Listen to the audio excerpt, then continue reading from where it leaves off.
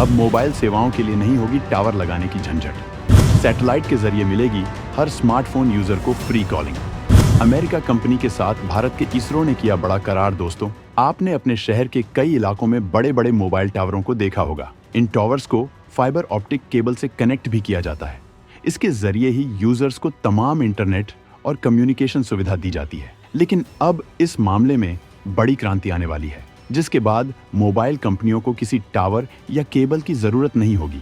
इसके लिए इसरो ने अमेरिकी कंपनी के साथ करार किया हुआ है। इस करार के तहत इसरो अमेरिकी कंपनी के भारी भरकम सैटेलाइट को लॉन्च करेगा और इसके जरिए भारत के लोगों को कैनलिग और इंटरनेट सेवाएं दी जाएंगी। ये पहला मौका होगा जब इसरो अमेरिका के इतने भारी सैटेलाइट को लॉन्च करने वाला है। इसका वजन बेहद ज्यादा है। इसे LVM-3 रॉकेट के जरिए लॉन्च किया जाएगा। तो आइए जानते हैं इसरो के इस बेहद खास मिशन के बारे में सब कुछ।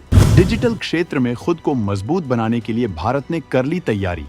हाई स्पीड इंटरनेट के साथ अनलिमिटेड कॉलिंग का मिलेगा यूजर्स को फायदा। इस वीडियो में सबसे पहले हम भारत के अमेरिकी कंपनी के साथ करार के बारे में सब कुछ बताएंगे। इसके बाद हम आपको डिजिटल क्रांति की भारत की स्कीम के बारे में विस्तार से बताएंगे। प्रधानमंत्री मोदी ने डिजिटल इंडिया का नारा दिया था। इसकी वजह यह है कि तकनीकी के इस युग में डिजिटल क्षेत्र में मजबूती के बिना विकास को रफ्तार नहीं दी जा सकती है। विकास के लिए एडवांस लेवल की कम्युनिकेशन सुविधाओं का होना बेहद जरूरी है। इसी वजह से भारत में 3G, 4G के बाद 5G सेवाओं की शुरुआत की गई है। आज बहुत से डिजिटल ऐप के जरिए तगड़ा व्यापार हो रहा है। ट्रैवलिंग से लेकर चीजों की डिलीवरी का व्यापार हो रहा है। अमेरिका जैसे ताकतवर देश इस दिशा में एडवांस तकनीकियों का इस्तेमाल कर रहे हैं और टावर से लेकर केबल का झंझट खत्म कर चुके हैं। अब वो ज्यादातर सैटेलाइट सेवाओं का मजा ले रहे हैं। इसके जरिए दूर दराज के इलाकों में भी फास्ट इंटरनेट का इस्तेमाल किया जा सकता है। अमेरिका की कई कंपनियां इस तरह की सेवाएं दे रही हैं। एलन मस्क की स्टारलिंक भी इस तरह की सेवा देती है। अमेरिका ने यूक्रेन युद्ध के बीच में यूक्रेन को इसी तकनीक के जरिए कम्युनिकेशन सुविधा दी है, क्योंकि रूस ने यूक्रेन के सारे मोबाइल टावर्स मिसाइलों से उड़ाकर उसका कम्युनिकेशन सिस्टम तबाह कर दिया है। इस लिहाज से भी सैटेलाइट इंटरनेट जबरदस्त तकनीक है।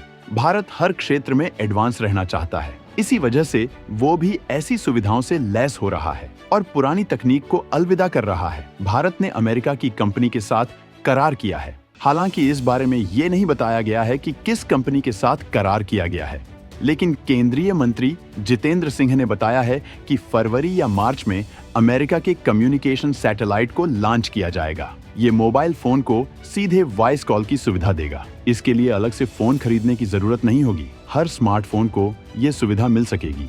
इसरो इसके लिए 6000 टन वजनी अमेरिकी सैटेलाइट को लॉन्च करेगा। इसे भारत के LVM-3 रॉकेट के द्वारा लॉन्च किया जाएगा। इस उपग्रह का एंटीना बेहद विशाल होगा।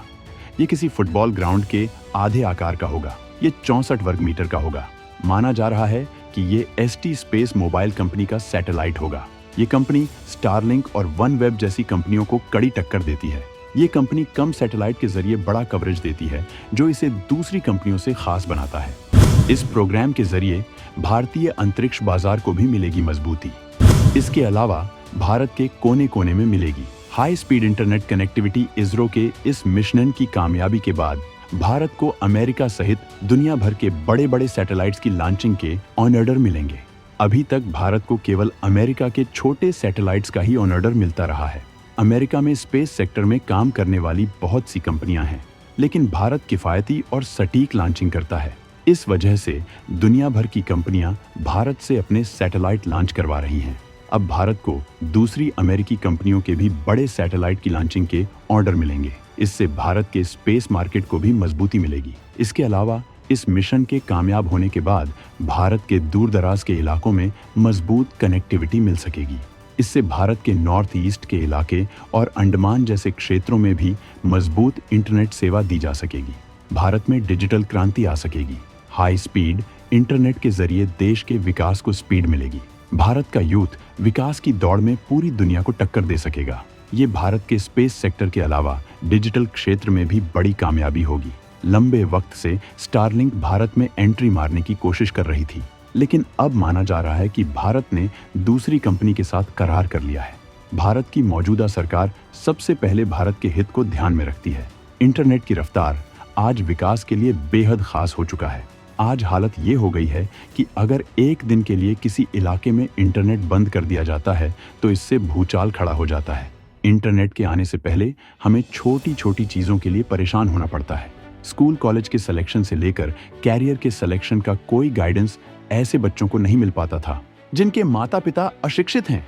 लेकिन आज के वक्त में स्कूल कॉलेज से लेकर एजुकेशन मटेरियल्स और ट्यूटोरियल्स भी ऑनलाइन उपलब्ध है। बहुत सी कंपनियां तगड़ा ऑनलाइन व्यापार कर रही हैं। आज हर कोई घर बैठे एरोप्लेन से लेकर रेलवे टिकट बुक कर रहा है। ऑनलाइन पेमेंट की वजह से एटीएम और बैंकों की भीड़ कम हो गई है। किसी अनजान शहर में भी लोगों को ऑनलाइन कैब के द्वारा सही जगह पहुंचा दिया जाता है। 24 घंटे जोमैटो और स्विगी जैसे ऐप के जरिए खाना डिलीवर हो जाता है। कोरोना के वक्त भारत के ऑनलाइन बाजार ने जमकर कमाई की थी और अब इसका एक इकोसिस्टम तैयार हो चुका है जिसका फायदा पूरा देश उठा रहा है। इस मामले में अपनी रफ्तार तेज रखने के लिए भारत अब इस सुविधा को और मजबूत बनाने में लगा है। इसरो खुद भी ताकतवर सैटेलाइट बनाने में लगा हुआ है। सीमाओं की निगरानी के लिए खास तैयारी की जा रही है। 50 से ज्यादा सैटेलाइट का जाल अंतरिक्ष में बिछाया जाएगा जिसका फायदा सेनाओं के अलावा सिविलियंस को भी हो सकेगा। New space India limited ISRO की कमर्शियल ब्रांच है। वो तमाम कंपनियों से करार करके सैटेलाइट लॉन्चिंग करवाती है। दुनिया के स्पेस बाजार में भारत की हिस्सेदारी फिलहाल केवल 2% है, लेकिन भारत इसे बढ़ाकर 10% तक ले जाने की कोशिशों में लगा है। भारत के पास फिलहाल SSLV जैसे छोटे रॉकेट भी हैं, जबकि भारत के पास LVM-3 जैसे ताकतवर रॉकेट भी हैं। भारत NGLV जैसे ताकतवर रॉकेट भी तैयार कर रहा है, जिसका मकसद भारत को अंतरिक्ष में बेहद आगे ले जाना है। NGLV भारत का बहुप्रतीक्षित मिशन है, जिसकी क्षमता भयंकर होने वाली है। इसके तैयार होने के बाद भारत अपने जिन भयंकर पेलोड वाले सैटेलाइट्स की लॉन्चिंग के लिए विदेशी पार्टनर का इस्तेमाल करता है, उसकी जरूरत नहीं होगी। तो दोस्तों, कम्युनिकेशन की मजबूती के लिए भारत सरकार के इस कदम पर आपका क्या कहना है? कमेंट में जरूर बताएं।